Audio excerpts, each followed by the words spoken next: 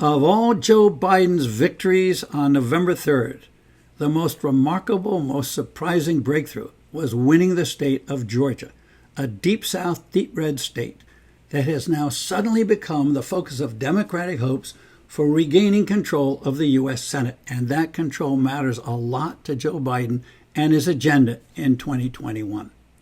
At the moment, the Republicans are sitting with a 50 to 48 advantage in the Senate. But if two Democratic challengers can unseat two incumbent Republican senators in the Georgia state runoff on January 5th, the Senate will go 50-50 and the deciding vote will be in the hands of Vice President-elect Kamala Harris. So the stakes in these Georgia races are extremely high. The odds are long, but the political arithmetic is inviting to Georgia Democrats. Inviting because of the demographic changes that have taken place in the Peach State over the past decade. The state has added a couple of million people, most of them from out of state. So today the electorate in Georgia is 10% foreign-born and 40% non-white. The political muscle of the city of Atlanta, with its large black population, is reinforced by large counties in the suburbs, which not only have black movements, but very active white college-educated women who are now a political force to be reckoned with. Political leaders like Stacey Abrams, the former black lawmaker who came close in 2018 to winning the governorship in Georgia, have been mobilizing, recruiting, and registering hundreds of thousands of non-white voters. And that helped Biden and the Senate runoff a lot.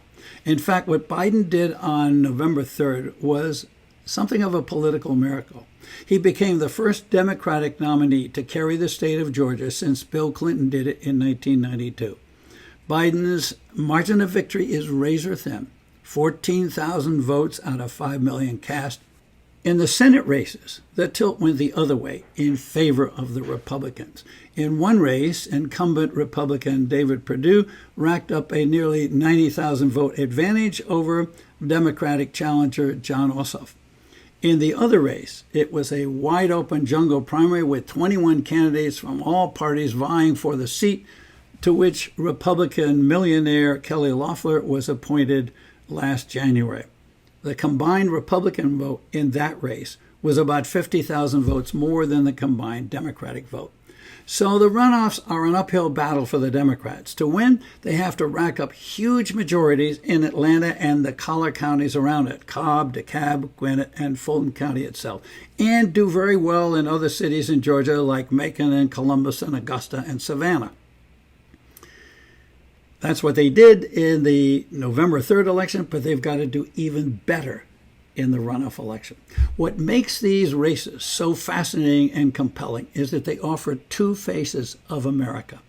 The two Republican candidates, the incumbent senators, Loeffler and Perdue, are both millionaires, members of the pro-Trump business elite. Perdue is former CEO of Reebok and Dollar General. Loeffler, with her husband, is a co-owner in a $500 million stake in the parent company of the New York Stock Exchange. On the other side, facing Loeffler, is Reverend Raphael Warnock, for 15 years pastor of Atlanta's famous Ebenezer Baptist Church, the home church of Martin Luther King Jr. Warnock is an open advocate of voting rights, civil rights, a living wage, and giving Medicaid protection to Georgia's poor. His running partner, Jon Ossoff, is an upstart 33-year-old investigative journalist turned politician who is a Joe Biden moderate Democrat favoring higher wages, environmental protections, and more health care. Ossoff is just brimming with conviction and optimism about Democratic chances. We've got the wind at our backs, he says. But Republican strategists point out that for the past 20 years, Republican candidates have won every single statewide election for governor and senator. And they say the party is ready to pour in $100 million, $150 million, $200 million, whatever it takes to keep those seats Republican. What's interesting is the candidates themselves, Loeffler and Perdue, have shown a bit of anxiety. They've issued a statement calling for the resignation of Georgia's Republican Secretary of State, charging that there were failures and irregularities in the election and the vote count on November 3rd. Raffensperger, who is the Secretary of State. He called their charges laughable, said he wouldn't resign, and said the vote count had been an astounding success. Fair, transparent, and to the letter of the law. So the way things are shaping up, these runoff races in Georgia are going to be tight and tough. Stay tuned.